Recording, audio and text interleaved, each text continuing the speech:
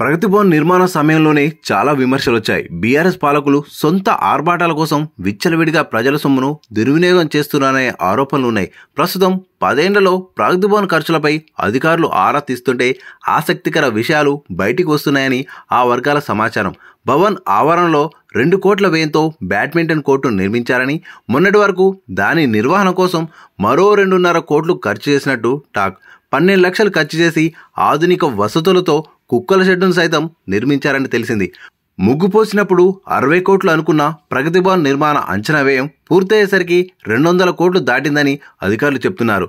BRS హయాంలో భవన్ నిర్మాణం విషయంలో ఫైల్ ఉదయం వస్తే సాయంత్రంలోగా క్లియర్ చేయాలని ఒత్తిడి పెట్టేవారని ఆఫీసర్లో టాక్ ఉంది.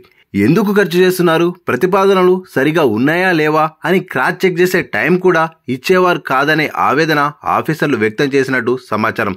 చాలా విషయాల్లో ముందుగా అనుమతి లేకుండా ఖర్చు చేసి ఆ తర్వాత పరిపాలనా అనుమతులు తీసుకున్నట్టు తెలుస్తున్నది.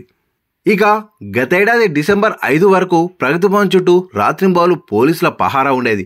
అనుమతి లేనిదే ఎవరిని లోనికి పంపేవారు కాదు.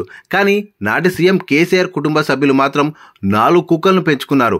వాటి రక్షణ కోసం ప్రగతి భవన్ ఆవరణలో సుమారు 12 లక్షలు ఖర్చు చేసి షెడ్డు నిర్మించినట్టు లెక్కల్లో బహిర్గతమైనట్టు సమాచారం. అంత ఖర్చు పెట్టి షెడ్డు నిర్మించారా లేక తప్పు లెక్కలు చూపారా అనే కోణంలో ఆఫీసర్లు ఆరా తీస్తున్నారు. కేసీఆర్ తన కుటుంబ సభ్యుల కోసం బ్యాడ్మింటన్ కోర్టు నిర్మించారని, అందుకు దాదాపు 2 కోట్లు ఖర్చయినట్టు లెక్కలో చూపారని, ఇప్పటి వరకు ఆ కోర్టు నిర్వహణ కోసం మరో 2.5 కోట్లు ఖర్చు చేశారనే ప్రచారం జరుగుతున్నది. ప్రజల కోసం గ్రామాల్లో ఏర్పాటు చేసిన క్రీడా ప్రాంగణాల పరిస్థితిని పట్టించుకొని కేసీఆర్ ఆయన ఫ్యామిలీ మెంబర్స్ కోసం మాత్రం కోట్లు ఖర్చు చేసి బ్యాడ్మింటన్ కోర్టు నిర్మించుకోవడంపై విమర్శలు వస్తున్నాయి. మరోవైపు ఇటలీ దేశం నుండి 25 కోట్లు ఖర్చు చేసి ఫర్నిచర్ తెప్పించారని, ఈ ప్రక్రియ అంతా బీఆర్ఎస్ పాలకుల సన్నిహితుల ద్వారా జరిగినట్టు సమాచారం. టెండర్ లేకుండా కోట్లు పెట్టి కొనుగోలు చేయడం అప్పట్లో అధికారుల మధ్య వివాదానికి దారితీసినట్టు తెలిసింది. ఫర్నిచర్ కొనుగోలు అంశాన్ని అంచనాలో పేర్కొనలేదని, అందుకే ఆ ఖర్చును తాము భరించలేమని R&B శాఖ అప్పట్లో స్పష్టం చేసింది.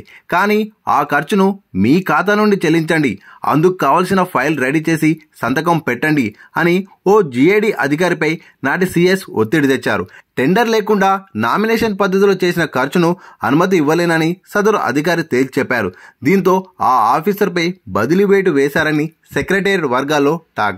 చివరికి ఆ ఖర్చును ఓ ప్రభుత్వ రంగ సంస్థ ద్వారా కొనుగోలు చేసి ప్రగతి భవన్లో సమకూర్చినట్టుగా ఫైల్ రెడీ చేసి కథను ముగించారని తెలుస్తున్నది.